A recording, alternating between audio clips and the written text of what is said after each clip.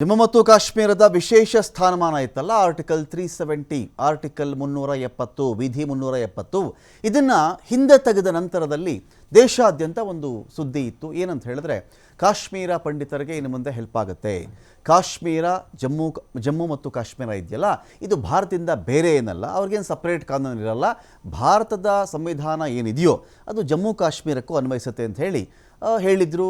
ಬಹಳ ಖುಷಿಪಟ್ಟಿದ್ದು, ಇಡೀ ಭಾರತ ಖುಷಿಪಟ್ಟಿತ್ತು. ಒಂದು ರೀತಿಯಲ್ಲಿ ಜಮ್ಮು ಕಾಶ್ಮೀರ ಬೇರೆ ಅಲ್ಲ, ನಾವೆಲ್ಲ ಒಂದು ಅನ್ನೋ ಫೀಲಿಂಗ್ ಎಲ್ಲ ಇತ್ತು. ಆದರೆ ಇದೇ ಜಮ್ಮು ಕಾಶ್ಮೀರಕ್ಕೆ ಕೊಟ್ಟಂಥ ಭರವಸೆಗಳೇನಾಗಿತ್ತು ಅಂತ ಹೇಳಿದ್ರೆ ಅದನ್ನು ಡೆವಲಪ್ ಮಾಡ್ತೀವಿ, ಅದರಲ್ಲಿ ತುಂಬ ನಾವು ಅಭಿವೃದ್ಧಿ ಮಾಡ್ತೀವಿ, ಇದೆಲ್ಲ ಮಾತುಗಳಿತ್ತು. ಈ ಆರ್ಟಿಕಲ್ 370 ತೆಗೆದ ಮೇಲೆ ದೇಶಾದ್ಯಂತದ ಚುನಾವಣಾ ಭಾಷಣಗಳು, ಬೇರೆ ಬೇರೆ ಅವಧಿಯ ಭಾಷಣಗಳಲ್ಲಿ ನೋಡಿ ನಾವು ಆರ್ಟಿಕಲ್ 370 ತೆಗೆದುಬಿಟ್ವಿ ಅಂತ ಮಾತನಾಡ್ತಾ ಇತ್ತು ಬಿಜೆಪಿಯ ನಾಯಕರು. ಆದರೆ ಅದೇ ಕಾಶ್ಮೀರಿ ಪಂಡಿತರ ಪ್ರತಿಭಟನೆ ಜೋರಾಗಿದೆ. ಅಲ್ಲಿ ನಮ್ಮನ್ನು ಹಾಗೆ ಮಾಡ್ತೀವಿ, ಹೀಗೆ ಮಾಡ್ತೀವಿ, ಅಭಿವೃದ್ಧಿ ಮಾಡ್ತೀವಿ, ಉದ್ಧಾರ ಮಾಡ್ತೀವಿ ಅಂಥೇಳಿ ಕರ್ಕೊಂಡು ಬಂದರು ಅಥವಾ ಆ ಥರ ಹೇಳ್ತಾ ಇದ್ದರು. ನಮಗೆ ಇವರೇನು ಅಭಿವೃದ್ಧಿ ಮಾಡಲಿಲ್ಲ, ಚುನಾವಣಾ ಪ್ರಣಾಳಿಕೆಗಳಲ್ಲಿ ಇವ್ರು ಹೇಳಿದ್ದೇ ಬೇರೆ, ನಮಗೆ ಆಗ್ತಿರೋದೇ ಬೇರೆ ಅಂಥೇಳಿ ಕಾಶ್ಮೀರ ಪಂಡಿತರ ಪ್ರತಿಭಟನೆ ಕೂಡ ಜೋರಾಗಿದೆ. ಅಲ್ಲಿ ಅವರ ಜೊತೆಗೆ ಟಾರ್ಗೆಟ್ ಕಿಲ್ಲಿಂಗ್, ಇದೇ ಕಾಶ್ಮೀರಿ ಪಂಡಿತರ ಟಾರ್ಗೆಟ್ ಕಿಲ್ಲಿಂಗ್ ಇವತ್ತಿಗೂ ಕಡಿಮೆ ಆಗಿಲ್ಲ. ಮತ್ತು ನೀವು ಆರ್ಟಿಕಲ್ 370 ತೆಗೆದು ಹಾಗಾದರೆ ಏನು ಮಾಡಿದ್ರಿ? ಬರೀ ಜಮ್ಮು ಮತ್ತು ಕಾಶ್ಮೀರ ಎನ್ನುವ ಒಂದು ಸೆಂಟಿಮೆಂಟಲ್ ಇಶ್ಯೂ, ಭಾವನಾತ್ಮಕ ಒಂದು ವಿಷಯವನ್ನು ದೇಶಾದ್ಯಂತದ ನಿಮ್ಮ ಪಕ್ಷದ ಪ್ರಚಾರಕ್ಕೆ ನೀವು ಬಳಸ್ಕೊಂಡಿದ್ದಷ್ಟೇನಾ? ಜಮ್ಮು ಮತ್ತು ಕಾಶ್ಮೀರ ಇಲ್ಲಿ ಉದ್ಧಾರ ಆಗಲಿಲ್ವಲ್ಲ, ಯಾಕೆ? ಈ ಪ್ರಶ್ನೆಯನ್ನು ಕಾಶ್ಮೀರಿ ಪಂಡಿತರು ಕೇಳ್ತಾ ಇದ್ದಾರೆ, ಆ ಭಾಗದ ಜನ ಕೂಡ ಕೇಳ್ತಾ ಇದ್ದಾರೆ.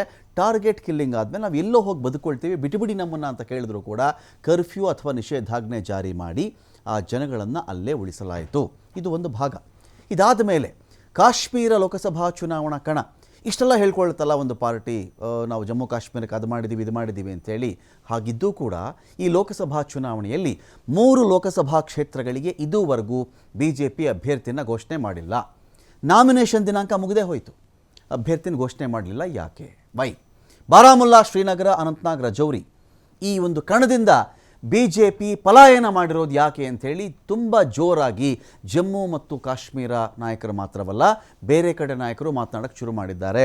BJP ಹೆಮ್ಮೆಯಿಂದ ಹೇಳ್ಕೊಳ್ಳುತ್ತೆ, BJP ನಾಯಕರು ಮಾತನಾಡ್ತಾರೆ. ಆದರೆ ಇದೇ ಜಮ್ಮು ಮತ್ತು ಕಾಶ್ಮೀರದ ಕಡೆಯಿಂದ BJP ಕ್ಯಾಂಡಿಡೇಟ್ಗಳನ್ನೇ ಇಳಿಸಿಲ್ವಲ್ಲ, ಅದೇನೋ 400 ಸೀಟ್ ಗೆದ್ದು ಬಿಡ್ತೀವಿ, 450 ಸೀಟ್ ಗೆದ್ದು ಬಿಡ್ತೀವಿ ಅಂತೆಲ್ಲ ಮಾತನಾಡ್ತಾ ಇದೆಯಲ್ಲ BJP.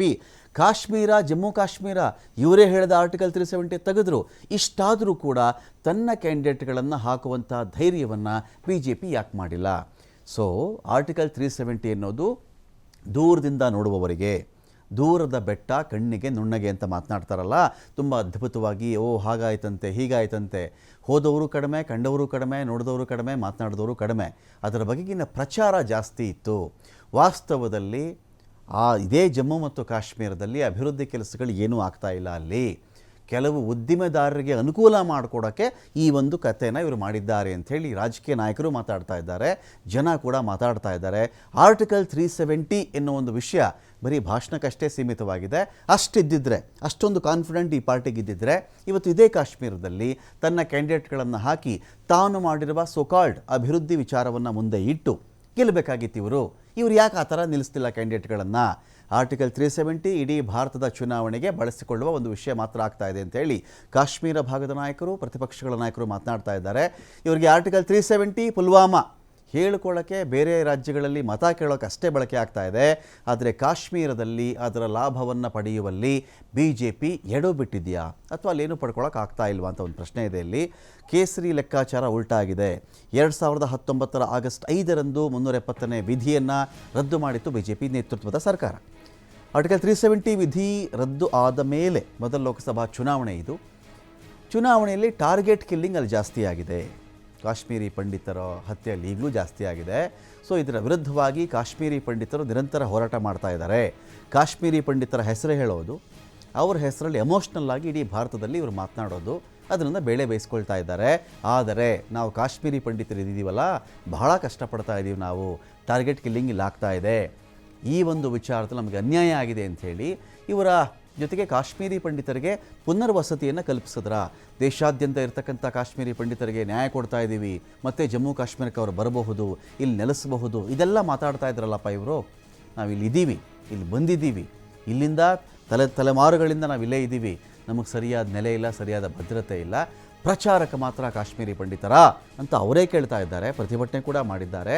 ಜೊತೆಗೆ 2014 ಲೋಕಸಭಾ ಚುನಾವಣಾ ಪ್ರಣಾಳಿಕೆಯಲ್ಲಿ ಪುನರ್ವಸತಿ ಭರವಸೆ ಕೊಟ್ಟಿದ್ರು ಅಂತ ಕೂಡ ಅವರು ತೋರಿಸಿದ್ದಾರೆ. ಕಾಶ್ಮೀರಿ ಪಂಡಿತ ನೌಕರರು ಕೂಡ ಕೇಂದ್ರ ಬಿಜೆಪಿ ಸರ್ಕಾರದ ವಿರುದ್ಧ ಇದೀಗ ಅಸಮಾಧಾನ ಹೊರಹಾಕ್ತಾ ಇದ್ದಾರೆ. ಇನ್ನು ಕಾಶ್ಮೀರಿ ಪಂಡಿತರ ಹೋರಾಟ ಸಂಘಟನೆ AIKHF ಕಾಂಗ್ರೆಸ್ನಲ್ಲಿ ಇದೀಗ ವಿಲೀನ ಕೂಡ ಆಗಿದೆ. ಹಾಗಾಗಿ ಆಯಿತು, ಎಲ್ಲ ಅಭಿವೃದ್ಧಿ ಮಾಡಿದರೆ ಇವರೀಗ ಎಲೆಕ್ಷನ್ಗೆ ಯಾಕಪ್ಪ ನಿಂತ್ಕೊಳ್ತಾ ಇಲ್ಲ ಅಂತ ಕೂಡ ಪ್ರಶ್ನೆ ಕೇಳಿದ್ದಾರೆ. ಅನಂತನಾಗ್ ಕ್ಷೇತ್ರಕ್ಕೆ ಏಪ್ರಿಲ್ 12 ಅಧಿಸೂಚನೆ ಹೊರಡಿಸಿತು. ಏಪ್ರಿಲ್ 19ಕ್ಕೆ ನಾಮಪತ್ರ ಸಲ್ಲಿಸೋದಕ್ಕೆ ಕೊನೆಯ ದಿನ ಆಗಿತ್ತು. ಉಮೇದುವಾರಿಕೆ ಹಿಂಪಡೆಯೋದಕ್ಕೆ April 22 last date. Srinagar Lok Sabha ಸ್ಥಾನಕ್ಕೆ ಏಪ್ರಿಲ್ 18ಕ್ಕೆ ಅಧಿಸೂಚನೆ ಇತ್ತು. ನಾಮಪತ್ರ ಸಲ್ಲಿಸೋದಕ್ಕೆ ಏಪ್ರಿಲ್ 25 ಲಾಸ್ಟ್ ಡೇಟ್ ಆಗಿತ್ತು. ಉಮೇದುವಾರಿಕೆ ಹಿಂಪಡೆಯೋದಕ್ಕೆ ಏಪ್ರಿಲ್ 29 ಕೊನೆ ದಿನ. ಬಾರಾಮುಲ್ಲಾಗೆ ಏಪ್ರಿಲ್ 26ಕ್ಕೆ ಅಧಿಸೂಚನೆ, ಮೇ 3ಕ್ಕೆ ನಾಮಪತ್ರ ಸಲ್ಲಿಸೋದಕ್ಕೆ ಕೊನೆ ದಿನಾಂಕ, ಉಮೇದುವಾರಿಕೆ ಹಿಂಪಡೆಯೋದಕ್ಕೆ ಮೇ 6 ಕೊನೆ ದಿನ ಆಗಿತ್ತು. ಇಷ್ಟಾದರೂ ಕೂಡ BJP ತನ್ನ ಯಾವುದೇ ಕ್ಯಾಂಡಿಡೇಟನ್ನು ಅಲ್ಲಿ ಇಳಿಸಿಲ್ಲ. ಯಾಕೆ ಹಾಗಾದರೆ ಹಿಂದೆ ಸರಿತು? 400 ಕ್ಷೇತ್ರ ಮಾತನಾಡ್ತಾರೆ, 370 ಅಂತ ಮಾತನಾಡ್ತಾರೆ. ಹಾಗಾದರೆ 3 ಕ್ಷೇತ್ರದ ವಿಶ್ವಾಸ ಇವರಿಗಿಲ್ವಾ? ಕಾಶ್ಮೀರದಿಂದ ಹೆದರಿ ಕಾಲು ಕಿತ್ತಿತ್ತಾ BJP ಅಂತ ಕೂಡ ನಾಯಕರು ಮಾತಾಡ್ತಾ ಇದ್ದಾರೆ. ಯಾಕೆ ಹೆದರ್ಕೊಂಡು ಓಡ್ತಾ ಇದ್ದೀರಿ ನೀವು BJP ಅವರೇ? ಬನ್ನಿ ಕಾಶ್ಮೀರಕ್ಕೆ ಕಂಟೆಸ್ಟ್ ಮಾಡಿ ಇಲ್ಲಿ ಅಂತೇಳಿ ಅನೇಕರು ಕರೀತಾ ಇದ್ದಾರೆ ಅವ್ರನ್ನ. BJP ತನ್ನ ಯಾವುದೇ ಕ್ಯಾಂಡಿಡೇಟನ್ನು ಈ ಭಾಗದಲ್ಲಿ ಇಳಿಸಿಲ್ಲ. ಕಾಶ್ಮೀರ ಅಭಿವೃದ್ಧಿ ಮಾಡಿದರೆ ನಿಮ್ಗೆ ಯಾಕ್ರಪ್ಪ ಇಲ್ಲಿ ಕಂಟೆಸ್ಟ್ ಮಾಡೋಕ್ಕೆ ಭಯ? ಅಭಿವೃದ್ಧಿ ಹೇಳಿ ಓಟ್ ತೊಗೊಳ್ಳಿ, ನೀವು ಗೆಲ್ಲಿ ಅಲ್ಲಿ ಜನ ಕೇಳ್ತಾ ಇದ್ದಾರೆ. ಅಭ್ಯರ್ಥಿಗಳನ್ನೇ ಕಣಕ್ಕೆ ಇಳಿಸೋದೇ ಇರುವುದಕ್ಕೆ ಅಸಲಿ ಕಾರಣ ಏನು? ಕೇಸರಿ ಪಡೆಗೆ ಇನ್ನೊಂದು ಕಡೆ ಇದು ನಿಮ್ದೇನಪ್ಪ ನಿಜವಾದ ಕಾರಣ ಹೇಳ್ರಪ್ಪ ನೀವು. ಕಾಶ್ಮೀರದ ವಿಷಯ ಬೇಕು, ಆರ್ಟಿಕಲ್ 370 ಬೇಕು, ಕಾಶ್ಮೀರದ ಪಂಡಿತರ ಎಮೋಷನಲ್ ವಿಷಯ ಬೇಕು ನಿಮಗೆ ಬೇರೆ ಬೇರೆ ಕಡೆ ನಮ್ಮ ಚುನಾವಣಾ ಪ್ರಚಾರಗಳಿಗೆ. ಆದರೆ ನೀವೇ ಬಂದು ಕಾಶ್ಮೀರದಲ್ಲಿ ಕ್ಯಾಂಡಿಡೇಟ್ ಹಾಕಿಲ್ವಲ್ಲ, ಯಾಕೆ ಅಂಥೇಳಿ ಅನೇಕ ನಾಯಕರು ಕೇಳ್ತಾ ಇದ್ದಾರೆ. ಇನ್ನೊಂದು ಕಡೆ ಚೆಕ್ ಮಾಡಿದ್ರೆ ಕಾಶ್ಮೀರ ಕಣದಿಂದ ಹಿಂದೆ ಸರಿದಿರುವ BJPಗೆ ಒಮರ್ ಅಬ್ದುಲ್ಲಾ ಮಾಜಿ CM ಜಮ್ಮು ಕಾಶ್ಮೀರಕ್ಕೆ ಅವರೊಂದು ಪ್ರಶ್ನೆ ಕೇಳ್ತಾ ಇದ್ದಾರೆ. ಇಲ್ಲಿ ಒಂದು ಟೀಕಾಸ್ತ್ರವನ್ನು ಅವರು ಬಳಸಿದ್ದಾರೆ. ನೀವೇನಾದರೂ ಅಭಿವೃದ್ಧಿ ಮಾಡಿದರೆ ಇದೇ ಕಾಶ್ಮೀರಕ್ಕೆ ನಿಮ್ಗೆ ಯಾಕೆ ಭಯ ಇರ್ತಾ ಇತ್ತು? ಯಾಕಪ್ಪ ನೀವು BJP ಅವರು ಕ್ಯಾಂಡಿಡೇಟ್ಗಳನ್ನು ಹಾಕಿಲ್ಲ ಇಲ್ಲಿ? ಒಬ್ಬ ಅಭ್ಯರ್ಥಿಯನ್ನು ಕೂಡ ನಾಮನಿರ್ದೇಶನ ಮಾಡಿಲ್ಲ ನೀವು ಯಾಕೆ ಅಂತ ಒಮರ್ ಅಬ್ದುಲ್ಲಾ ಕೇಳ್ತಾ ಇದ್ದಾರೆ. ಇದ್ರ ಜೊತೆಗೆ ಅವರು ಮಾತು ಹೇಳಿದ್ದಾರೆ, ಕಾಶ್ಮೀರ ಅಭಿವೃದ್ಧಿ ಮಾಡಿದ್ದೀವಿ ಅಂತ ನೀವು ಮಾತನಾಡ್ತಾ ಇದ್ದೀರಿ. ಎಷ್ಟು ಶಾಲೆ ಕಟ್ಟಿದ್ರಿ ಕಾಶ್ಮೀರದಲ್ಲಿ ಹೇಳಿ? ಎಷ್ಟು ವಿಶ್ವವಿದ್ಯಾಲಯಗಳಲ್ಲಿ ಬಂತು ಹೇಳಿ? ನೀವು ಮಾಡಿರೋದೇನು ಅಂತ ಹೇಳಿದ್ರೆ ಲಿಕ್ಕರ್ ಶಾಪ್ಗಳನ್ನು ಜಾಸ್ತಿ ಮಾಡಿದ್ದೀರಿ, ಇಲ್ಲಿ ಮದ್ಯದ ಅಂಗಡಿಗಳನ್ನ ಜಾಸ್ತಿ ಮಾಡಿದ್ದೀರಿ. ಸೊ ಹಾಗಾಗಿ ನಿಮಗೆ ಈ ಭಯ ಇದೆ. ಹೇಗಿದ್ದು ಕಾಶ್ಮೀರ ಹೇಗೆ ಮಾಡೋಕ್ಕೆ ಹೊರಟಿದ್ದೀರಿ ನೀವು? ಶಾಲೆ, ಎಜುಕೇಷನ್ನು, ವಿ ಏನೂ ಇಲ್ಲ. ಲಿಕ್ಕರ್ ಶಾಪ್ ನೀವು ಜಾಸ್ತಿ ಮಾಡಿಕೊಂಡು ಇದರ ಆಧಾರದ ಮೇಲೆ ನೀವು ಇಲ್ಲಿ ಮಾತಾಡ್ತಾ ಇದ್ದೀರಿ. ಇಡೀ ದೇಶದಲ್ಲಿ ಹೇಳೋದಕ್ಕೇನು ಕಾಶ್ಮೀರ ಹಾಗಿದೆ, ಕಾಶ್ಮೀರ ಹೀಗಿದೆ ಅಂತ ನೀವು ಮಾಡ್ತಿರೋದು ಈ ಕೆಲಸ ಅಂತ ಹೇಳಿ ಒಮರ್ ಅಬ್ದುಲ್ಲಾ ಒಂದು ಕಡೆ ಮಾತನಾಡಿದ್ದಾರೆ.